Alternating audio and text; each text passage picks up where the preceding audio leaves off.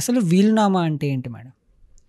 వీళ్ళామా అంటే ఇప్పుడు సపోజ్ ఎవరైనా ప్రాపర్టీ ఉందనుకోండి, ఫాదర్ వాళ్ళ పిల్లలకి ఇచ్చుకోవాలంటే గ్రాండ్ ఫాదర్ ఆర్ ఫాదర్ ఎవరైనా సరే వాళ్ళ పిల్లలకి ప్రాపర్టీ ఇచ్చుకోవాలంటే తన తర్వాత అంటే తను చనిపోయిన తర్వాత ఎవరికి ఎంత ఆస్తి పొందాలని చెప్పేసి వీలునామాలో దాన్ని ఇంగ్లీష్లో విల్ అంటారు, దాన్ని క్లియర్గా రాసి పెడతారు. ఎందుకు అంటే ఇప్పుడు ఆయన చనిపోయాక అంటే ఫాదర్ కానీ మదర్ కానీ చనిపోయిన తర్వాత ప్రాపర్టీ అనేది ఎవరికి వెళ్ళాలి, తీరా వాళ్ళు చనిపోయాక వీళ్ళు పిల్లలు కొట్టుకోవడం అలాంటివి ఉండకూడదు అని చెప్పేసి. కొంతమంది ఏంటంటే కొంతమంది ఉంటారు ఎలా అంటే నేను నా కొడుకే ఇచ్చుకుంటాను, నేను కూతురికి ఇచ్చుకోను, కొంతమంది కూతురికి ఇచ్చుకుంటాను, నేను కొడుకు ఇచ్చుకోను.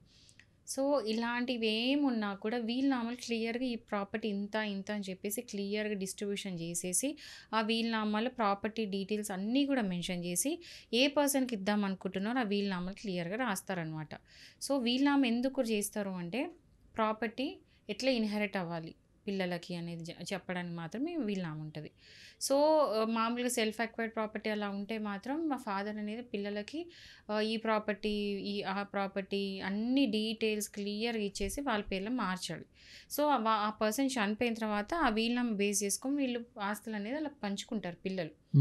దీనివల్ల ఏంటంటే చాలా మటుకు లిటిగేషన్ అవాయిడ్ చేయొచ్చు, తర్వాత కోర్టు చుట్టూ తిరిగే బాధ ఉండదు. ఎందుకంటే ఈ మధ్యలో ప్రాపర్టీస్ కోసం నాది నాది అనుకుంటే కొట్లాడుకున్న వాళ్ళు చాలా ఎక్కువ మంది ఉంటారు. ఈ లిటిగేషన్ అంతా అవాయిడ్ చేయడానికి లేకపోతే మీరు మీ పిల్లలు ప్రశాంతంగా హ్యాపీగా కొట్లాడుకోకుండా ఉండాలి అంటే ఖచ్చితంగా వీలునామా చేయించడం బెటర్, ఏ పేరెంట్స్ అయినా కూడా.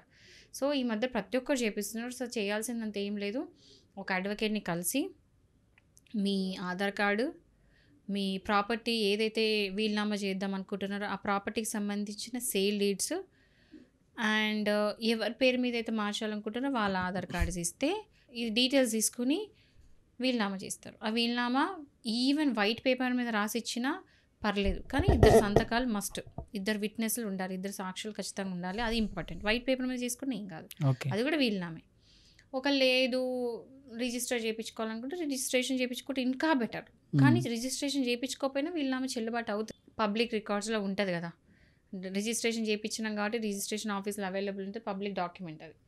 సో ఇంకా కోర్టులో ఏ పేచీ ఉండదు, ఏ గొడవ ఉండదు, అట్లా కూడా చేసుకోవచ్చు. చాలామంది వీలునామా చేసుకుని సీక్రెట్ కూడా మెయింటైన్ చేస్తారు, నేను చనిపోయిన తర్వాతనే ఎక్స్పోజ్ చేయండి దాన్ని అని చెప్పే వాళ్ళు ఉన్నారు, ఎందుకంటే కొట్లాటలు అవాయిడ్ చేయడానికి. అలా కూడా చేసుకోవచ్చు, బట్ వీలునామా చేసుకోవడం మాత్రం బెటర్. ఎవరైనా పేరెంట్స్ చేసుకోండి, మీ పిల్లలు కొట్లాడుకోకుండా ఉండడానికి future. So if in case వీలునామా చేయకుండా ఒక వ్యక్తి చనిపోతే ఆయనకున్నటువంటి ఆస్తి కానీ డబ్బులు కానీ ఎవరికి చెందుతాయి? అది ఇప్పుడు హిందూస్ అంటే హిందూ సక్సెషన్ యాక్ట్, లేకపోతే క్రిస్టియన్స్ ముస్లిమ్స్ వాళ్ళ లాస్ వాళ్ళకు ఉంటే దాన్ని బట్టి ఇన్హెరిట్ అవుతారు. యూజువల్గా ఏంటంటే అమ్మాయి కానీ అబ్బాయి కానీ ఈక్వల్ రైట్స్ సమానంగా పంచుకుంటారు. కానీ ముస్లిమ్స్లో ఏంటంటే 1:2 రేషియో. ఒకవేళ అమ్మాయికి 1 అంటే అబ్బాయికి 2 పార్ట్స్, 1 పార్ట్ అమ్మాయికి, అబ్బాయి 2 పార్ట్స్, ముస్లిమ్స్కి అట్లా. సో అది ఎట్లా అంటే అప్పుడు ఈ హిందూ సక్సెషన్ యాక్ట్ వస్తుంది. బట్ ఈ పేచీలు ఇవన్నీ అవాయిడ్ చేయడానికి మాత్రం ప్రతి ఒక్కరు ఖచ్చితంగా వీలునామా చేసుకోండి, ఇది నేను కరెక్ట్ అందరికి ఇచ్చే సజెషన్. దీనివల్ల ఏంటంటే కుటుంబంలో గొడవలు పేచీలు తగ్గించిన వాళ్ళు అవుతారు యాక్చువల్లీ. ఒక వ్యక్తి వీలునామా కొడుకు పేరు మీద రాశాడు, బట్ దాన్ని సీక్రెట్గా ఉంచాడు.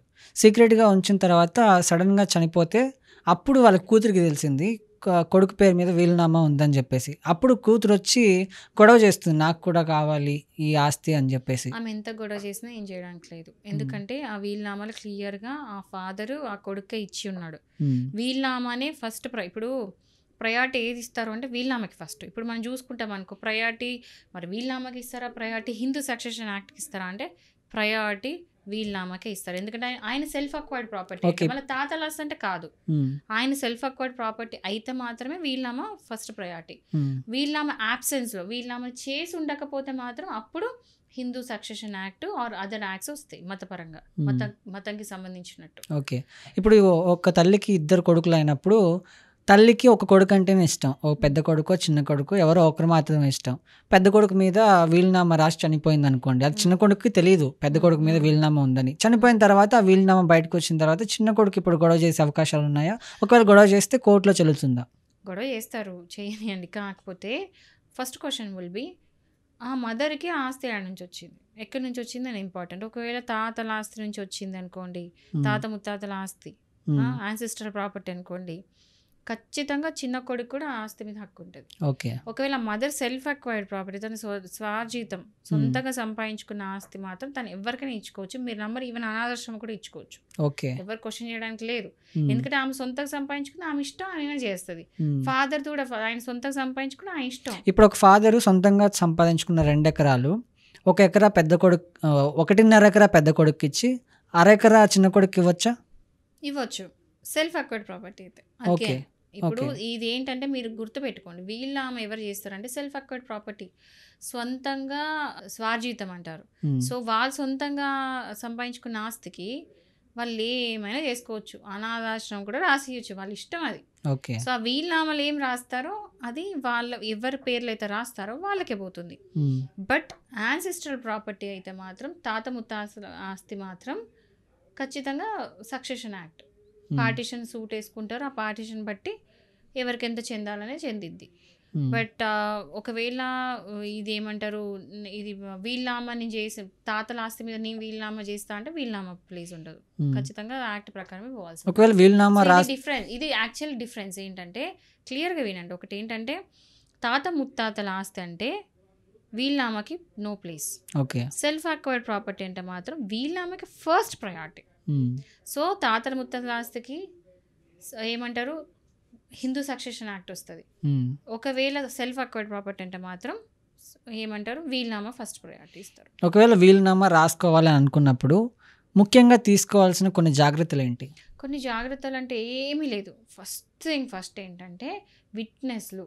ఆ విట్నెస్లు ఎట్లాంటి వాళ్ళని ఎంచుకోవాలంటే రేపు ఏదైనా ప్రాబ్లం అయితే వాళ్ళు కోర్టుకి రావాలి. కోర్టుకి వచ్చి వాళ్ళు సాక్ష్యం ఇవ్వాలి. ఓకే. ఇప్పుడు డమ్ము పేరుకి డమ్మి లాగా. ఇప్పుడు ఇంకో చిన్న డౌట్. ఇప్పుడు నేనున్నాను, వీలునామా రాశాను, నేను 2 సాక్షులను పెట్టుకున్నాను. ఆ 2 సాక్షులు చనిపోయారు, ఆ సాక్షులు లేరు, చనిపోయారు. ఇప్పుడు నా వీలునామాకి సాక్షులు కావాలి. అలాంటి సందర్భాల్లో ఎలా జరుగుతుంది మరి? ఒకవేళ వీలునామాకి అబ్జెక్ట్ చేయనంత వరకు ప్రాబ్లం లేదు. కానీ ఒక కోర్టులో కేసు పడింది, దానికి ప్రాబ్లం అయింది, మీరు అన్నట్టు 2 విట్నెస్లు చచ్చిపోతే మాత్రం వాళ్ళు ఎవరు సాక్ష్యం ఇవ్వకపోతే ఆ వీలునామా పనికిరాదు. ఓకే. సో అందుకే విట్నెస్ని చూస్ చేసుకుంటప్పుడు కొంచెం యంగ్స్టర్స్ని, మరి ముసలాళ్ళని కాకుండా కొంచెం కోర్టుకు వచ్చి అదే చెప్తున్నా, మెయిన్ చూసుకోవాల్సింది ఏంటంటే సాక్షులని మీరు చూస్ చేసుకుని కరెక్ట్ చూస్ చేసుకోవాలి. ఎవరైతే కోర్టుకు వచ్చి రేపు సాక్ష్యం చెప్పేటోళ్ళు ఉంటారో ఆ కెపాసిటీ ఉన్న వాళ్ళనే ధైర్యంగా వచ్చి కోర్టులో చెప్పే వాళ్ళని మాత్రం ఎంచుకోండి. ముసలాళ్ళని ఎంచుకున్నారనుకోండి, వాళ్ళు వచ్చి మీరు అన్నట్టు ఏదైనా జరగవచ్చు, వాళ్ళు వచ్చి కోర్టుకి రాలేకపోవచ్చు. సో మీరు చూస్ చేసుకునే బట్టి చూస్ చేసుకోండి, మంచి విట్నెస్ని చూస్ చేసుకోండి. ఎందుకంటే విట్నెస్ మెయిన్ వీళ్ళనామాకి. ఎందుకంటే ఇప్పుడు చెప్పిన కదా, వైట్ పేపర్ కూడా వీళ్ళనామా ఎగ్జిక్యూట్ చేసుకోవచ్చు. సో ఖచ్చితంగా బాండ్ పేపర్ మీద అనట్లేదు, వైట్ పేపర్ మీద సంతకాలను పెట్టుకున్న విట్నెస్లు సంతకాలు ఉంటే మాత్రం వీళ్ళనామా అయినట్టే.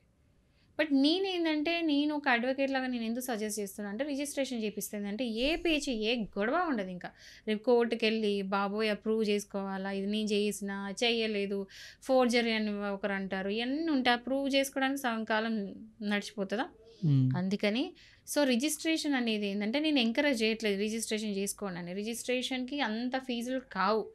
బట్ ఏంటంటే రిజిస్ట్రేషన్ ఆఫీస్కి వెళ్ళి 1 డే స్పెండ్ చేయాల్సి వస్తుంది తప్ప అంతకు మించి పెద్ద మీకు పోయేది ఏం లేదు.